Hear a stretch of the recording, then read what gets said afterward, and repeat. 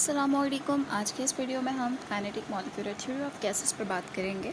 Kinetic molecular theory के कुछ important points हैं जिनको हम वन बाय वन डिस्कस करेंगे। इसका फर्स्ट पॉइंट है gases consist of large number of molecules and these molecules are very far apart with each other. Friends, हम जानते हैं कि गैस मैटर की थर्ड स्टेट होती है और अगर हम किसी भी गैस की बात करें तो उसके अंदर बहुत सारे मॉलिक्यूल्स या पार्टिकल्स मौजूद होते हैं और ये पार्टिकल्स या मॉलिक्यूल्स जो होते हैं वो एक दूसरे से बहुत ज़्यादा दूर दूर मौजूद होते हैं और एक मॉलिक्यूल से लेकर दूसरे मॉलिक्यूल के दरमियान जो डिस्टेंस होता है उसे हम मीन फ्री पाथ कहते हैं।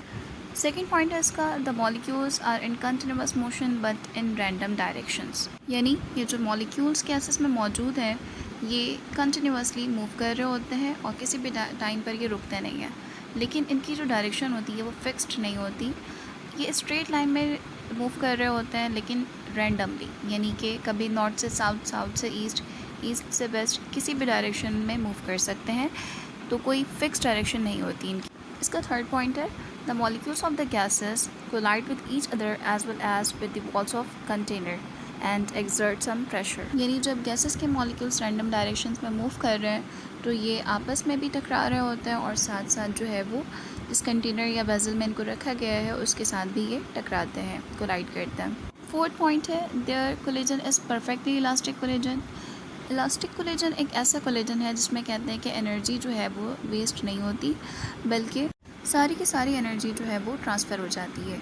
यानी अगर हम सपोज़ करें कि दो मॉलिक्यूल्स हैं गैसेस के, एक स्टैटिक कंडीशन में और दूसरा जो है वो मूव करता हुआ आ रहा है और इससे कोलाइड कर रहा है, तो वो क्या करेगा कि अपनी सारी एनर्जी जो है वो स्टैटिक वाले को ट्रांसफ़र कर देगा और कोई एनर्जी जो है वो लॉस नहीं होगी। इस तरह की कोलिजन्स को हम परफेक्टली इलास्टिक कोलिजन कहते हैं। इसके बाद जो इसका पॉइंट है इसमें ये कहा जा रहा है there is no force of attraction और repulsion between the molecules of gases. यानी इस पॉइंट में हमें यह बताया जा रहा है कि गैसेस के मॉलिक्यूल्स के दरमियान ना तो कोई अट्रैक्शन है और ना ही कोई रिपल्जन है, ना अट्रैक्टिव फोर्सेस हैं और ना ही रिपल्सिव फोर्सेस।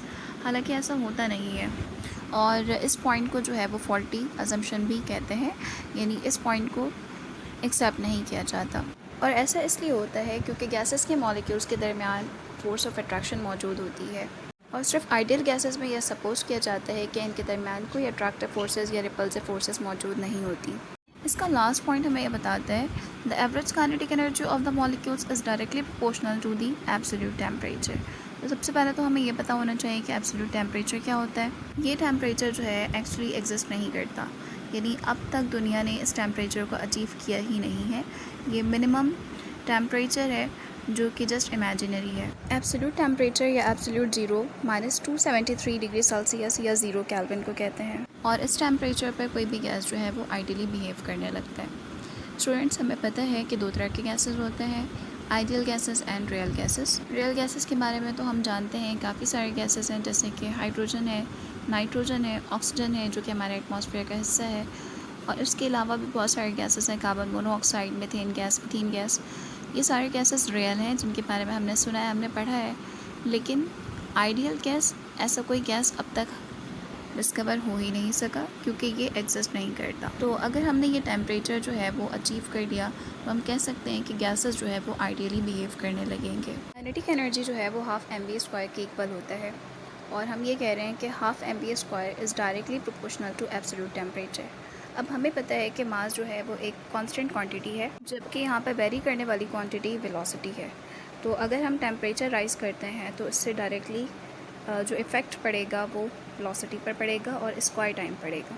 तो ये कुछ इंपॉर्टेंट पॉइंट्स थे kinetic molecular theory of gases में, जिसमें से दो अजम्पशंस जो हैं या दो पॉइंट्स जो हैं वो रॉन्ग हैं। उसके अलावा जितने भी पॉइंट्स हैं वो सारे के सारे रियल गैसेस पर अप्लाई होते हैं।